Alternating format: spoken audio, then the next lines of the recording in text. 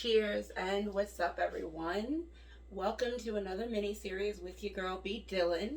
Happy to be talking with you guys today about one of my favorite topics and hopefully one of yours, tequila.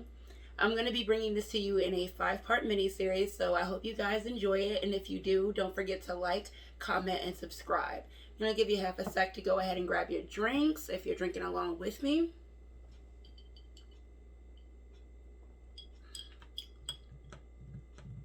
And don't forget to drink responsibly because, you gotta give you disclaimers when you're doing this thing for the YouTube.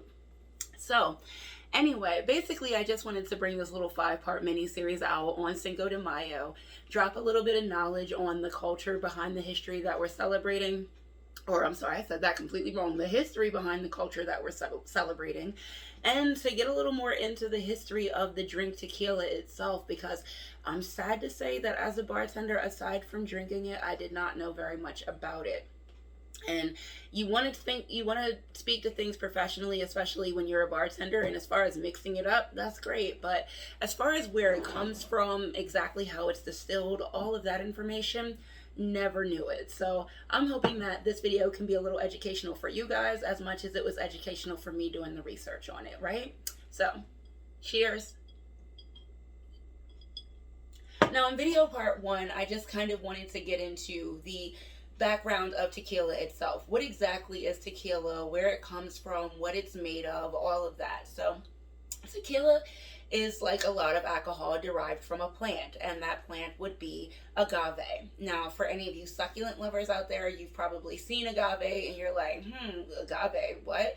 Well, yeah, I mean, you probably already knew this about agave as well if you are a succulent lover, but that's where we're getting that fructose syrup that's going to end up being distilled to make our tequila.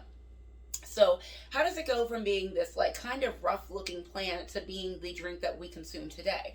It's a little bit of a process. First, you've got to harvest the heart, or the piña as they call it. Once you've got that taken care of, you're going to strip it of its leaves.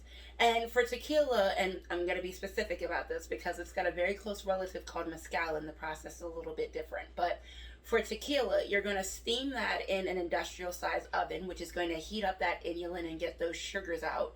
And then you're going to distill that fructose syrup that you've gotten out from that steaming process in copper pots. Now this is important as well because with mezcal, what you're going to do is you're going to use a lava rock and coal and wood to heat up the piña, and then you're going to distill it in a clay pot. So remember, copper for tequila, clay for mezcal, and that's where you're getting your smoky flavor with mezcal. Anywho, once you've got your stuff distilled, now with tequila, you're also going to do it for about 2 to 3 times for the distillation process, so that's very important. But once you've got your syrup distilled and now it's become an alcohol, you're going to age it. And this is where mezcal and tequila come back and they blend again because both are aged in oak barrels. Now, you've probably gone into the liquor store and been like, all right, so aside from like branding, Cuervo, 1800s, Suaza, what are the differences in these labelings? Why does it say like silver on one? Why does it say reposado? What the freak is añejo? I mean, other than like a year, right? So that's kind of exactly it. Añejo is going to be your tequila or your mezcal that's been aged at least 1 year, 365 days. And with tequila, that could possibly be up to 3 years. So you're looking in the aging process in those oak barrels, really bringing out that good taste of the tequila. With reposado, you're looking at anything that's been aged at least longer than 2 months, but no more than a year. So at that 364-day mark, you're going to bring it out of those oak barrels, and that's where you're going to get your reposado from. And then with your silver or your blanco, that's something that's only been aged for about 0 to 2 months. Hasn't really been sitting in those oak barrels for the longest of time, but it's been in there long enough for that aging process to kind of start taking hold, kind of start shaping those robust flavors that we're used to with tequila, and start getting it ready for the process of what we're going to see hitting the shelves.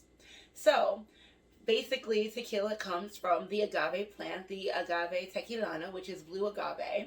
It is first distilled after being steamed, typically 2 to 3 times in a copper pot, and then it is aged in oak barrels. So I hope I brought you guys a little bit of information, a nice little tidbit on Cinco de Mayo about exactly where tequila is coming from, how it's made, and a little bit more about this drink that we love. And if you're interested in finding out a bit more about the history of tequila, like like, where it comes from, who were the first people consuming it, that kind of thing. Make sure you follow me into the next part of the series. And if you're drinking along, cheers, drink responsibly.